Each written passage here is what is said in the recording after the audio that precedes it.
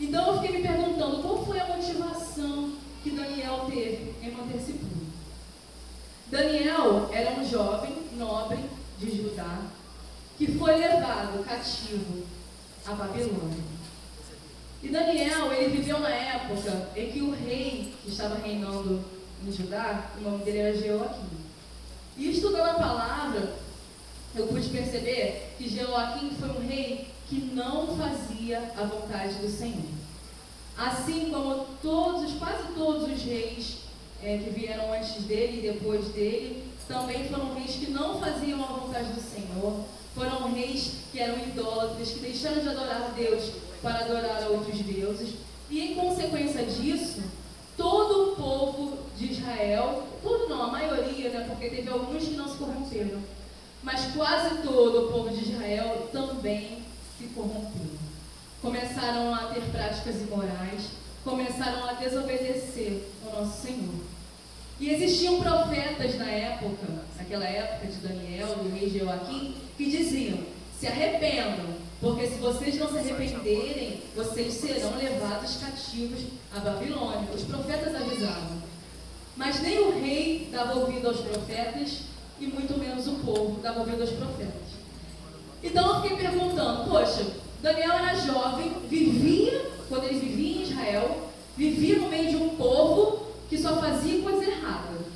Como ele conseguia se manter puro no meio de um monte de gente que fazia coisa errada? Como ele conseguiu se manter puro quando foi levado à Babilônia, num lugar que não era o lugar dele, num lugar onde adoravam somente outros deuses, num lugar onde ele teve que aprender sobre a religião da época, ele teve que aprender sobre as práticas da época?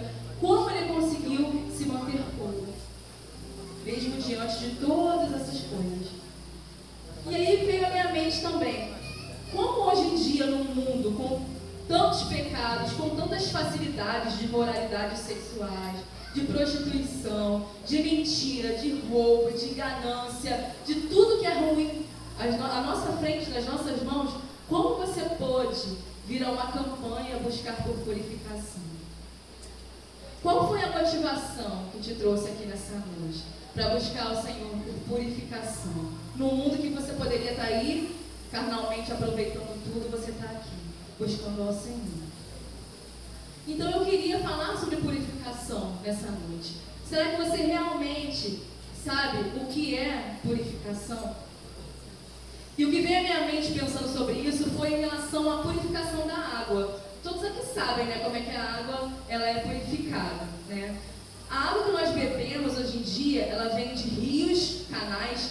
Se vocês olharem, tirando por São Paulo, acho que é o pior, né? Você vê aquele rio lá cheio de detritos, de coisas ruins, até de corpos, né, jogados ali. Como que essa água, que vem de rios e canais, que às vezes são coisas horríveis que tem lá, ratos, consegue chegar pura para a gente beber? É uma coisa curiosa, não é verdade? Aí eu fui pesquisar a respeito da purificação da água. Para a água ficar pura, ela tem vários estágios que ela passa. E o primeiro estágio é o estágio da filtração. Ela é filtrada. E nesse filtro são retidas as impurezas mais grosseiras, né? E essa água que passou pelo filtro, ela vai passando por outras etapas até chegar na última etapa, que é a etapa da coagulação. Parece até que eu estou dando aula de... Mas foi uma coisa que me chamou muita atenção. Por quê? A última etapa é a etapa da coagulação. O que é isso? É quando aquela sujeira que depois de todas as etapas da purificação da água, que ainda resta aquele pouquinho de impureza, vem uma substância, que é o hidróxido de alumínio, se eu não me engano, e precipita todas essas impurezas, faz com que elas virem algo sólido e se depositam no fundo do tanque. E elas são carregadas para o fundo do tanque, e aquela água passa limpa para ser consumida. Então, fazendo uma comparação conosco, nós somos a água. O filtro é a renúncia. Às vezes, renunciar à contaminação para que nós fiquemos puros é passar pelo filtro.